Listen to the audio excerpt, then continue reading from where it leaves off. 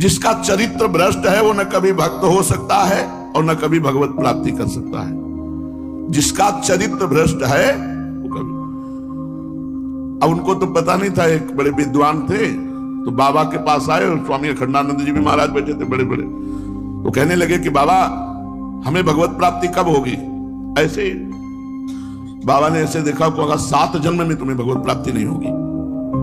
बोले बाबा ऐसा क्यों? तो बाबा ने यही शब्द कहा था, आचरण भ्रष्ट पुरुष को कभी भगवत प्राप्ति नहीं होती।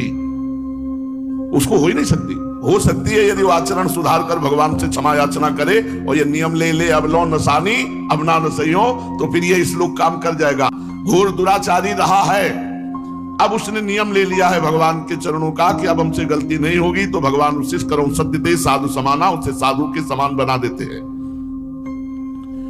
जो गंदा भोजन करता है, गंदा भोजन, तामसिक भोजन, रजोगुण भोजन, अभक्ष भोजन, और जो गांव ग्राम्य कथा, लोक कथा, राजनीति कथा ये बातें करता रहता है, उसके हृदय में कभी भक्ति का उदय नहीं हो सकता। जो असात्विक आहार पाता है अर्थात अपवित्र भोजन पाता है, जो ग्राम्य कथा, लोक कथा, राजनीति की कथा इसी में बातें करता है, उसके हृदय में भक्ति उदय नहीं होती। नाम जप के द्वारा बहुत जल्दी हर लाभ प्राप्त किया जा सकता है, पर लोग अरे पूरा जीवन का जीवन निकल गया, कुछ साथ नहीं लगा।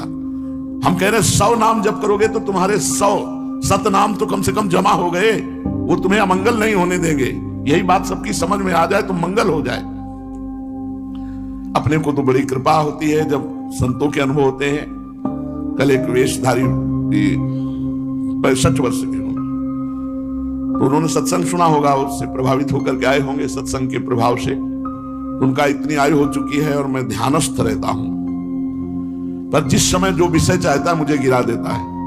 मैं समझ नहीं पा रहा हूं कि मेरे पास वो बल क्यों नहीं, आप बता सकते हैं? हाँ पक्का पता है। आप जहां बोल रहे हैं वहीं बैठ करके हम बात कर रहे हैं, उसमें बिल्कुल शब्द यही थे। हम आप जहां बोल रहे हैं वहीं बैठ कर बात कर रहे हैं। आप उसका तो ध्यान कर नहीं पाते जो ध्यान का विषय है।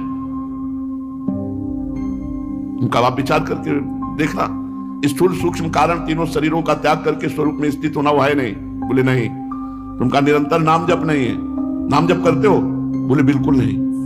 तो हमका फिर कहां से आ जाएगा आपके अंदर बल? तो क्या ध्यान करते हो? किसका ध्यान करते हो? क्या लाभ मिला? कुछ नहीं। अब क्या करें? आज से नाम जप शुरू करो और 1 महीना बाद हमें बताना तुम्हें कैसा लग रहा है। 1 महीना, क्योंकि कहीं ना कहीं साधन में तो लगे हो लेकिन सही ठिकाने पे नहीं लगे हो। नाम जप